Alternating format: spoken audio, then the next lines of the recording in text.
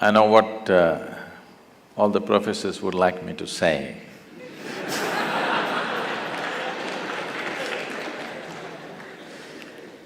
The wise way is you must be focused on your academics, that's all the concern is. But we must look at this. All life on this planet, anything that you take, a worm, an insect, a bird, an animal, a tree, or a human being, the only thing that every life is aspiring for is, it is trying to become a full-fledged life. An earthworm is trying to be a full-fledged earthworm. A grasshopper is trying to be a full-fledged grasshopper. A mango tree is trying to be a full-fledged mango tree. So is a human being. Only thing is, we know what is a full-fledged earthworm, we know what is a full-fledged grasshopper, we know what is a full-fledged everything, but we do not know what is a full-fledged human being. Doesn't matter what you do, somehow seems inadequate. No matter where you get in your life, you will see there is one more thing to do. Never does a human being come to a place where he thinks this is it. That only other people say when you're dead, this is it. So, the essential nature of life, not just human life, every life is, it is longing to become a full-fledged life. So is a human being. So wherever you may be in your life right now, you want to be something more. If that something more happens, you want to be something more. If that happens, something more. You will see whatever your aspirations right now as students, suppose all of them get fulfilled within the next 1 year, you will immediately see you will have another aspiration. If everything that you want gets all fulfilled by tomorrow morning, you will see you will have much more things to do, because the very nature of being human is such, you always want to be something more. But if you really look at it, what you want is not something more, what you want is a limitless expansion. Even if I make you the king of this planet, don't look at me hopefully, huh? I will not make such a blunder. But suppose we make you the king of this planet, do you believe you will be fulfilled?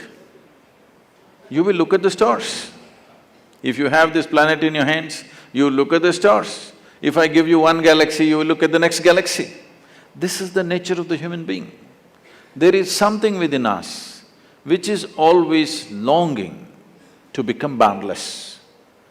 But in most human beings, because of their fear of suffering, they think that if they desire for something and it doesn't happen, they will suffer. Because of the fear of suffering, this longing to become boundless is finding a very constipated expression. This constipated expression of longing for the boundless gets labeled as ambition. What you think is ambition is just a constipated expression for a boundless expansion that every life is longing for. But you will see in your life, no matter what happens, you will see you will want something more. This, somebody may label it as greed, it is not about greed, because the very nature of the human being is such, no matter how many pacifist philosophies you teach him, you cannot contain him. People have told you, you must be happy with what you have, whatever God has given you, that should be the right thing for you. But it's not worked for one human being on the planet.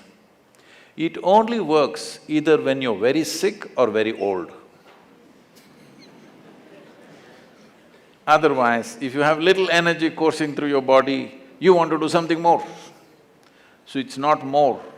A human being, there is something within you which doesn't like boundaries. If I imprison you in a 5x5 cubicle, you will feel terribly imprisoned. Then we will liberate you tomorrow into a 10x10 cubicle. You will feel wonderful for a day, but again you will feel imprisoned. The next day we will release you into a 100 by 100 cubicle, you will feel really great, but in 3 days again you'll want to break that boundary. It doesn't matter where I set the boundary, the moment you become conscious of the boundary, you want to break that boundary. This is the nature of the human being. So there is something within you which does not like boundaries. So if you do not like boundaries, what should you seek? That's a question. As long as you live in the physical nature of the existence, the very nature of physicality is a defined boundary. Only because there is a defined boundary, physical is possible. We can call this a physical body because it has boundaries. If I pull out all the boundaries, this will not be physical anymore. So somewhere, unconsciously, every human being is wanting to touch a dimension beyond physical nature. If you touch a dimension beyond the physical nature, then we use the much maligned and corrupted word called spirituality. Spiritual means not looking up or looking down. Spiritual means your experience of life has transcended the limitations of being physical. Something more than physical is happening to you. This means you are on the spiritual process. So this longing is there in every human being. So essentially, what you do in your life, our activity is not about us. Activity is about the world that we live in. Today, you are here in 21st century, so you guys are in IIT. Suppose you were here 5,000 years ago, where would you be? Huh? No. You know, 5,000 years ago they were talking Mahabharata, Ramayana, so you would be in one of those armies trying to shoot an arrow. Hey, you can't shoot anything.